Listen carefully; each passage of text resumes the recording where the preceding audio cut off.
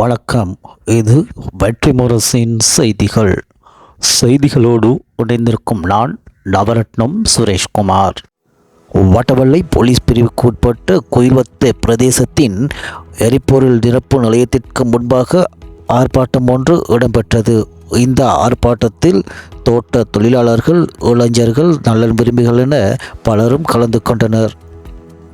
குறித்த ஆர்ப்பாட்டமானது குயில்வத்த பிரதேசத்தில் புதிதாக ஆரம்பிக்கப்பட இருக்கின்ற மதுபான சாலைக்கு எதிராக பொதுமக்களால் நடத்தப்பட்டது.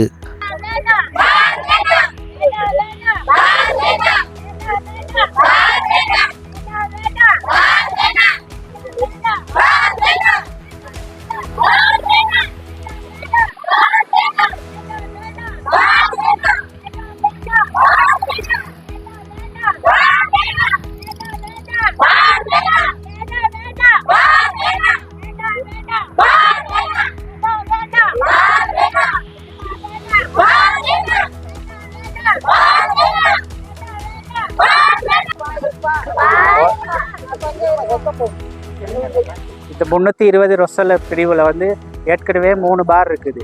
இதில் மொத்தமாகவே இருக்க குடும்பம் வந்து 1480 பேர் குடும்பம் தான் இருக்குது. இந்த குடும்பம் 1480 குடும்பத்துக்கு ஏற்கனவே 3 பார் இருக்குது.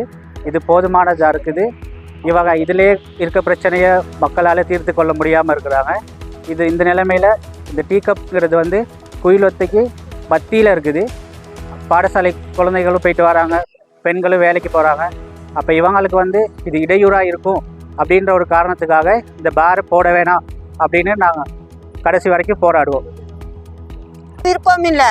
ஏன்னு கேட்டால் உட்லாண்டில் ஒரு பார் இருக்குது, இங்கிட்டு போனால் கால்மானில் ஒரு பார் இருக்குது. எங்கள் பிள்ளைங்களுக்கு எடுக்க வராங்களா? நாங்கள் கஷ்டப்பட்டு வேலை செய்கிறோம். வேலை செஞ்சு இன்னைக்கு பாருக்கு சொல்லி கொடுக்குறதுக்கு எங்கள் மாப்பிள்ளை மாதிரி வராங்க.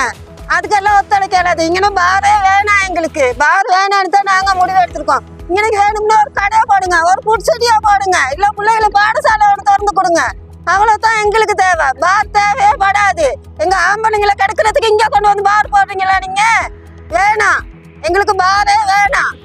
அவ்வளோதான் நாங்கள் சொல்லுவோம்.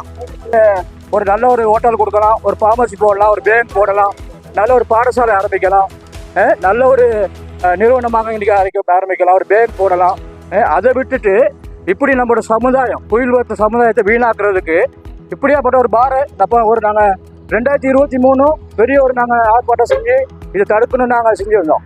ஆனால் அதையும் மீறி வந்து திருப்பி இந்த பாரை திறக்கிறதுக்கு ஏற்பாடு செஞ்சுக்கிட்டு இருக்காங்க. இதுக்கு யார் லைசன்ஸ் கொடுக்குறது?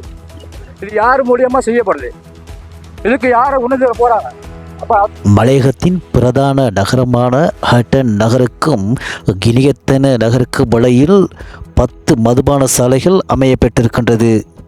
எனவே இது சராசரியாக 2 கிலோமீட்டர்களுக்கு ஒரு மதுபான சாலையாக கணிக்கப்பட்டிருக்கின்றது. இவ்வாறு இருக்கும்போது இந்த பிரதேசத்தில் மீண்டும் ஒரு மதுபான சாலை தேவையா என்ற கேள்வி பலர் மத்தியிலும் எழுப்பப்பட்டுள்ளது. இதேவேளை இந்த பிரதேசத்தில் மதுபான சாலை அமையுமானால் இது இனமுறுகலை ஏற்படுத்தக்கூடிய வாய்ப்புகள் உள்ளதாகவும் ஆர்ப்பாட்டத்தில் கலந்து கொண்டவர்கள் அச்சம் வெளியிட்டனர்.